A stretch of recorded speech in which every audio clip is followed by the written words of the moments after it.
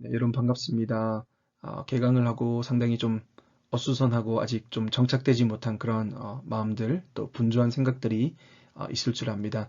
또 하지만 우리가 비대면이지만 또 이 개강 예배를 통해서 우리의 마음을 또 붙잡고 또 활기찬 또 의미 있는 한 학기를 보내었으면 좋겠다라는 생각이 듭니다. 우리가 기도하고 개강 예배의 말씀을 보도록 하겠습니다. 하나님 감사합니다. 오늘 개강 예배를 하나님 앞에 드립니다. 우리 학생들 가운데 거룩한 백성의 또 의미라는 그 제목을 가지고 말씀을 들을 때에 또 불타오르는 마음이 생기도록 도와주시고 또 이 본문이 또 우리에게 주어지는 그런 의미들 우리가 잘 살펴보고 잘 적용하며 한 학기를 살아갈 수 있도록 주님 인도하여 주시옵소서.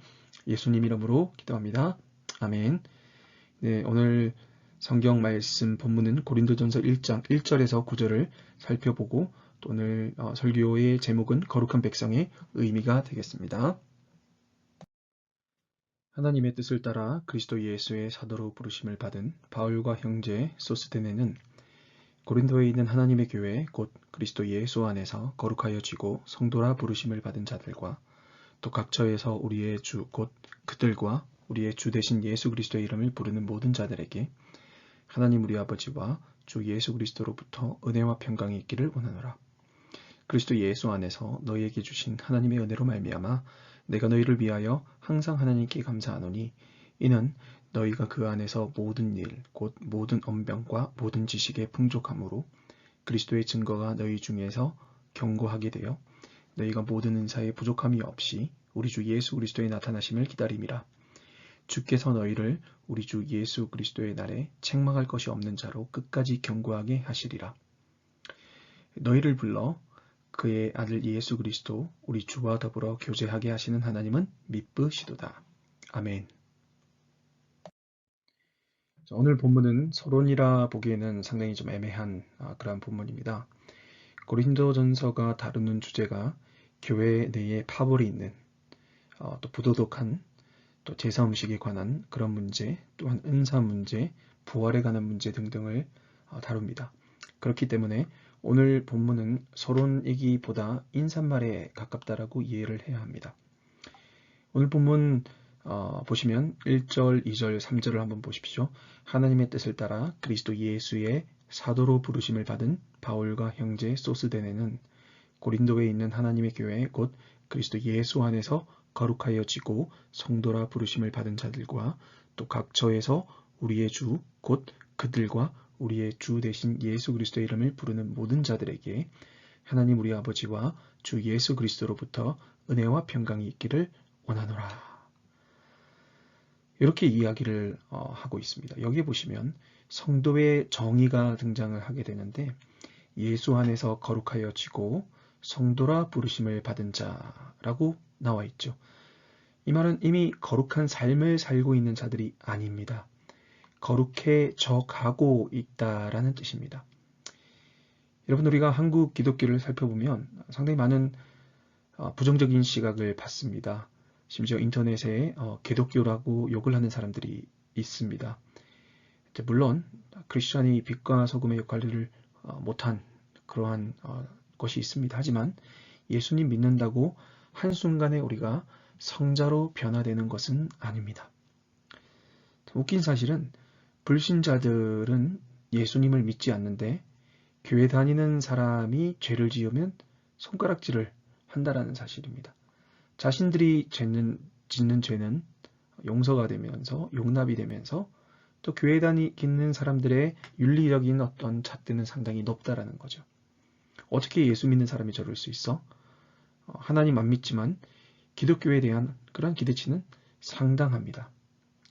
자, 이렇듯 네, 우리 크리스천들 역시 죄인들이기 때문에 연약합니다.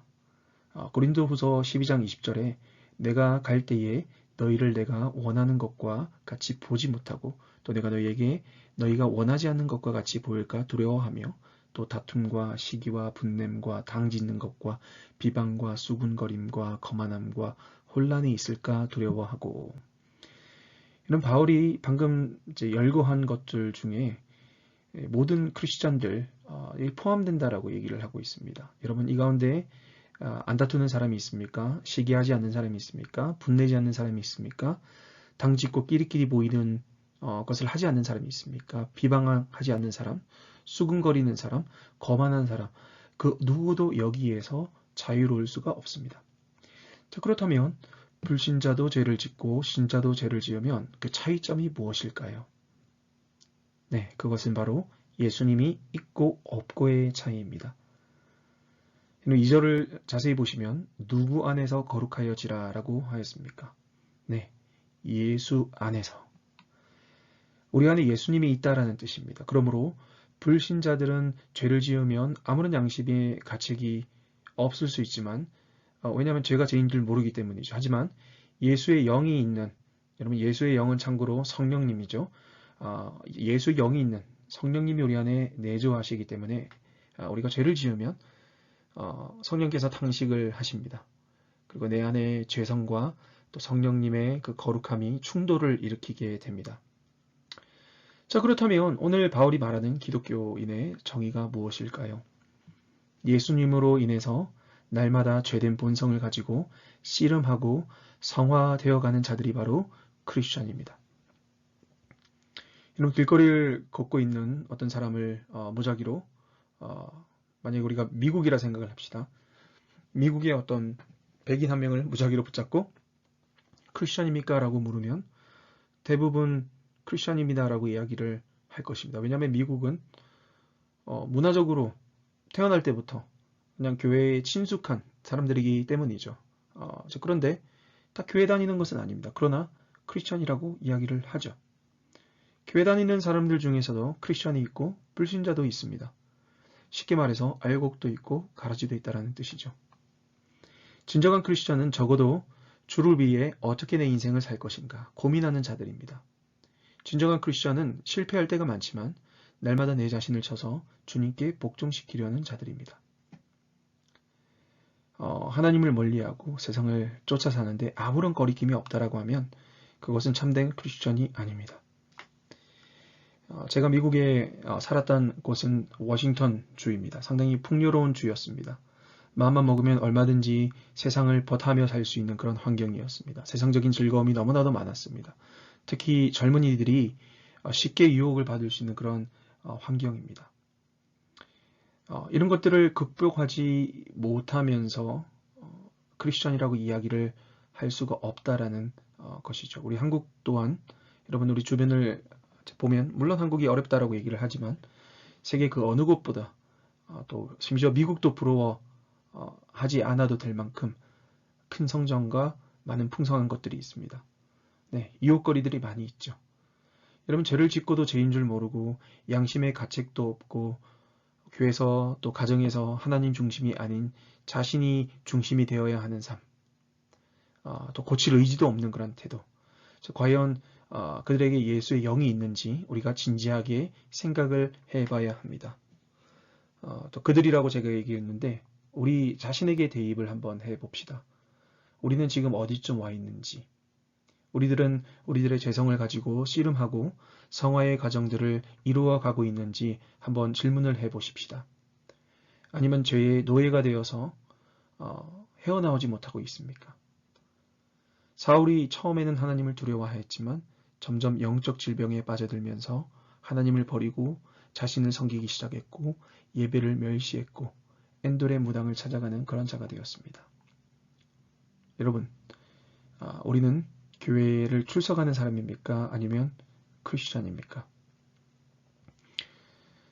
그렇다면 제가 화두로서 크리스천에 대해서 또 성도에 관련된 그런 이야기를 하였는데 크리스천됨의 증거에 대해서 말씀을 드립시다. 첫 번째는 성화 혹은 sanctification이라고 하죠.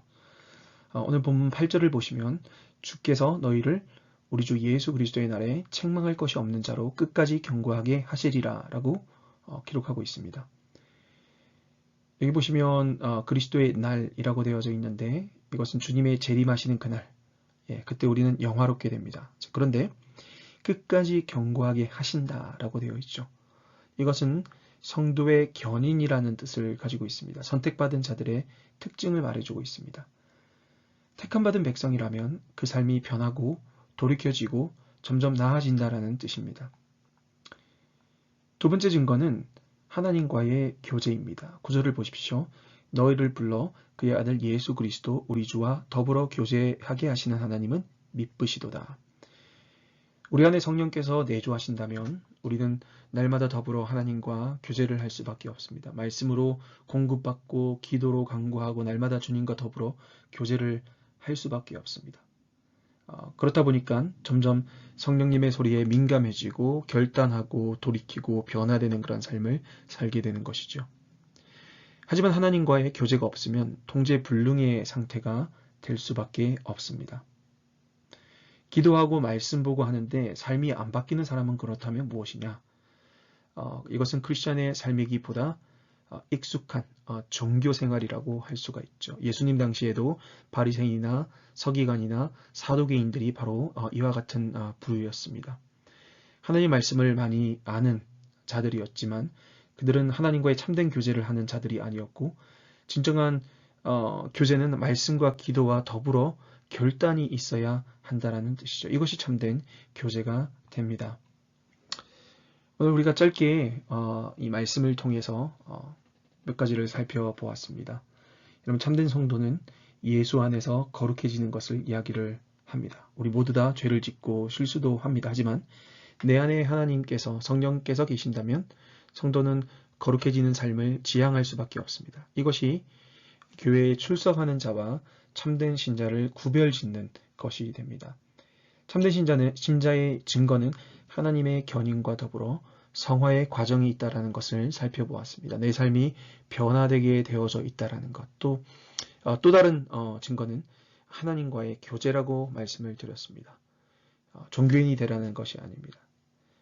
날마다 하나님과의 그 교제를 통해서 결단하는 삶 역시 동반되어야 한다라는 뜻입니다. 우리가 코로나로 인해서 참으로 많은 어려움을 겪고 있고 아직까지 우리가 자유로운 어떤 삶을 살지 못합니다. 처음에 우리가 비대면 예배를 하였을 때에 큰 충격이었습니다. 어떻게 하나님 앞에 예배 현장에 나가지 않고 스크린을 통해서 예배를 할까?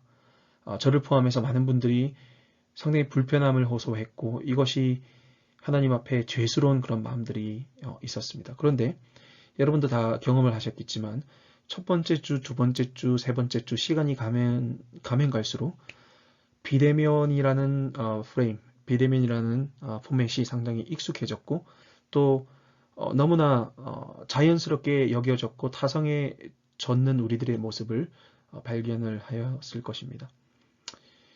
하지만 여러분들 우리는 그러한 민감도를 날마다 생각을 해야 되고 이러한 것이 또 내가 가지고 있는 그 하나님과의 그 관계에 영향을 끼치도록 놔두어서는 안 된다는 뜻입니다. 환경이 점점 안 좋아지고 있는데 이것에 안주하는 것이 아니라 날마다 우리가 크리스천으로서 어떻게 하면 예수 그리스도의 그 형상으로서 날마다 발전하고 성장할 수 있을지 고민을 해야 된다는 것이지요. 또 이런 어떤 환경에 적응하기보다 더욱더 이럴 때일수록 하나님과의 그 교제에 초점을 맞추고 나아가야 한다는 것이죠. 우리가 이번 학기를 시작을 하면서 여러분들 아직까지 어수선한 가운데 있고 확진자도 많이 나오고 또 캠퍼스 생활도 되게 아주 적응도 되지 않고 또 어떤 수업은 대면으로 어떤 수업은 비대면으로 또 어떤 수업은 혼합 수업으로 상당히 불편한 것들이 많이 있습니다. 하지만 이럴 때일수록 우리가 본질적인 것을 더욱더 붙잡고 또 하나님과의 그 교제에 신경을 쓰면서 더욱더 성장해져가는 그러한 크리스천이 되어야 하겠습니다. 물론 이것이 우리의 노력으로 되는 것이 아니라 성령 하나님의 능력 가운데 이루어지는 것이겠죠. 오늘 이 말씀을 들은 우리 모든 학우들 가슴 가운데 오늘 이 본문이 이번 학기 동안 남아 있어서 더욱더 아름답고 또 하나님 보시기에 또 성장하는 그런 한 학기가 되기를 주님의 이름으로 기원합니다. 제가 한번 기도하겠습니다. 하나님 감사합니다. 오늘 본문을 통해서 또 성도의 의미와 또 크리스천됨의 증거에 대해서 한번 살펴보았습니다. 하나님, 우리의 노력으로 이루어가는 것이 아니라 성령 하나님께서 우리 가운데 거하시고 성령 하나님께서 우리를 이루어 가시는 것을 우리가 믿습니다. 하나님 그 소리에 우리가 민감하게 반응하고 순종할 수 있는 그런 마음을 허락하여 주시옵소서. 이번 학기 시작하는 중에 있습니다. 하나님께서 우리들의 모든 영적인 필요와 또 물질적인 필요까지 채워주시고 또 학교 생활에 모든 학우들이 낙오됨 없이 잘 적응할 수 있도록 인도하여 주시옵소서. 예수님 이름으로 기도합니다. 아멘.